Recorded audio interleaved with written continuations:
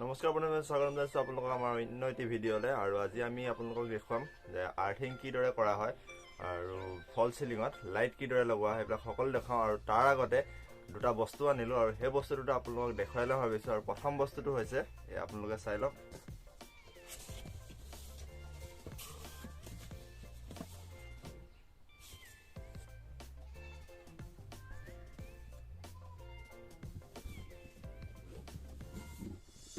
প্ৰথম বস্তুটো হৈছে এটা হেলমেট আনিছোঁ ফ্লিপকাৰ্টৰ পৰা।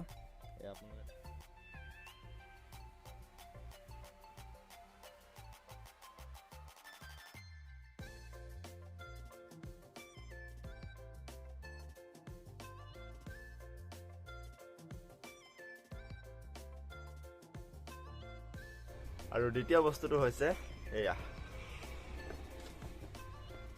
GoPro Hero 9 Black। আৰু এইটো আপোনালোকক আমি আনবক্সিং ভিডিঅ'কে দেখুৱাব নোৱাৰিলোঁ, আৰু এইটো ইউজ কৰা নাই মই এতিয়ালৈকে, কিয়নো ইয়াৰ মেমৰি কাৰ্ডখন নাই। আৰু মোৰ ওচৰত এখন মেমৰি আছে 16 GB, আৰু সেই মেমৰিখন ফুল হৈ থকাৰ বাবে আৰু ডিলিট কৰিবলৈ তেনেকুৱা একো নাই। আৰু আজি এখন ভাবিছোঁ মেমৰি ল'ম, আৰু সেই মেমৰি লোৱাৰ পিছতে আপোনালোকক GoPro Hero 9 Blackৰ ভিডিঅ'ছত দেখুৱাম। আৰু হেলমেটটো আনিছোঁ, হেলমেটত এইটো GoProটো মাউণ্ট কৰিব লাগিব, আৰু সময় নোপোৱাৰ বাবে মাউণ্ট কৰা হোৱা নাই। GoPro Hero 9 Blackটোৰ প্ৰাইচ হৈছে 39,000, আৰু ইয়াত বহুতো এক্সেসৰিজ কিনিব আছে। ইয়াৰ এটা মাইক কিনিব আছে, অৰ্ডাৰ কৰি ৰাখিছোঁ, অহা নাই এতিয়ালৈকে। কিন্তু মেমৰি কাৰ্ডখন প্ৰথম জৰুৰী, সেইবাবে ফ্লিপকাৰ্টত অৰ্ডাৰ কৰিলে 6-7 দিন লাগি যাব। আৰু ভাবিছোঁ অফলাইন গৈ পিনে আজি লৈ ল'ম, যাতে ভিডিঅ' এটা সুন্দৰকৈ আপোনালোকক আগতীয়াকৈ দেখুৱাব পাৰোঁ। মাইকডাল আপোনাৰ 2-3 দিনৰ ভিতৰত আহি যাব।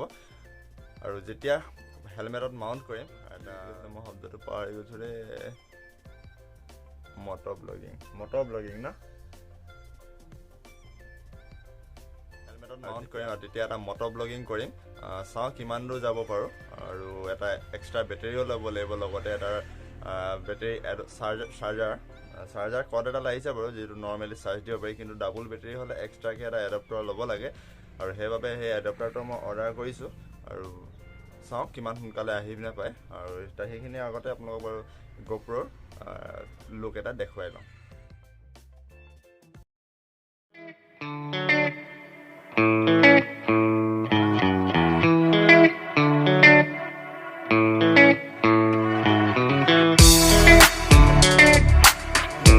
আজি GoPro এটা ল'লোঁ, আজি নহয় অৱশ্যে, আপোনাৰ 4 দিন হৈ গ'ল আজি, কিন্তু ভিডিঅ' শ্বুট কৰা নাছিলোঁ কিয়নো মেমৰি নাছিলে। আৰু আজি এখন মেমৰি লৈ ল'লোঁ আপোনাৰ সোণাৰীৰ পৰা। অনলাইন ল'লে 4-5 দিন ৰখিব লাগিব, সেইবাবে লৈ ল'লোঁ অফলাইনে। আৰু এয়া চাওক কি ধুনীয়া পিকচাৰ কোৱালিটি, মোবাইলতকৈ বহুত ভাল আহিছে পিকচাৰ কোৱালিটি। আৰু এতিয়া আমি আছোঁ সোণাৰীত, ইয়াত কাম কৰি আছোঁ। ইয়াত লাইট লগাবলৈ আছে, মই দেখুৱাই আছোঁ। আমাৰ ইয়াত ফল চিলিঙত লাইট লগাবলৈ আছে, আৰু আমাৰ মেইন মিস্ত্ৰীকেইজনে কাম লাগি আছে। মই আপোনালোকক দেখুৱাই আছোঁ মেইন মিস্ত্ৰীকেইজন। এয়া আমাৰ মেইন মিস্ত্ৰী দেই, কি আছিলে নামটো, বাস্তৱ আলী খান নেকি?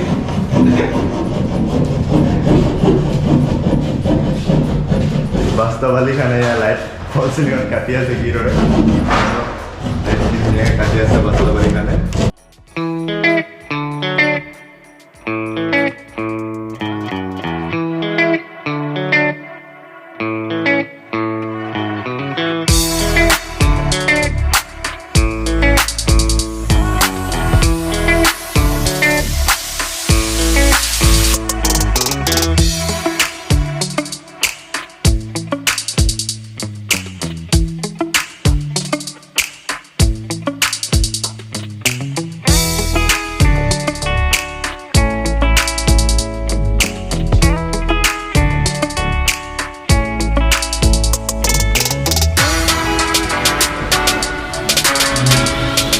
ভাঙিছিলোঁ।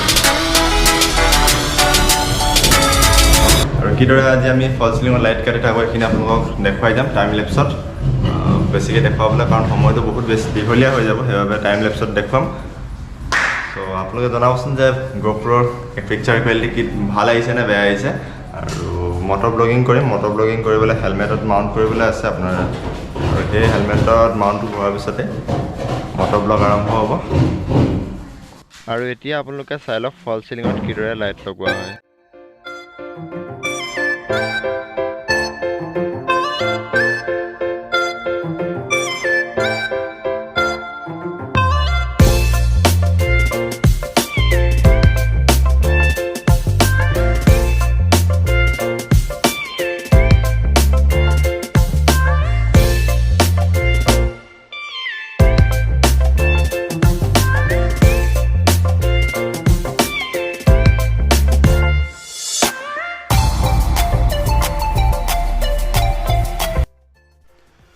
ইয়াত আপোনালোকে দেখিছে আমাৰ লাইট লগাই কমপ্লিট হৈ গৈছে জাষ্ট ইয়াত লাগিব আপোনাৰ ফেন কিখন লাগিব আৰু এটো দেখিছে আপোনালোকে স্পট লাইট লগাইছে তাৰ কিনাৰতে আছে আমাৰ 12 ওয়াটৰ পেনেল লাইট আৰু ইফালে সাইডটো এদৰে লাগিছে আৰু ফেনৰ পইণ্ট কিটা আমি ৰাখি দিছো কিয়নো আমি ফেন কিখন ৰং কৰাৰ পাছতে লগাম আৰু মাজত এটো এটা লাইট লগাইছো আৰু এটো হৈছে 2 in 1 লাইট আপোনাৰ সাইডত এটা বেলেগ কালাৰ জ্বলিব আৰু মাজত এটা কালাৰ আৰু মাজত আপোনাৰ হোৱাইট হ'ব আৰু সাইডটো এটো ৰেড আছে এটোৰে লগাই আছে লাইটখিনি আৰু ইয়াত আপোনাৰ সুইচ বোৰ্ড বহিব ইয়াত সম্পূৰ্ণ কনসিল হৈছে সুইচ বোৰ্ডখন বহাম আজি কিন্তু কানেকচন দিব নোৱাৰিম কিয়নো সম্পূৰ্ণ হোৱা নাই গুটেখিনি আৰু ইয়াত তলত লাগিব আপোনাৰ এটা ফুট ল্যাম্প লাগিব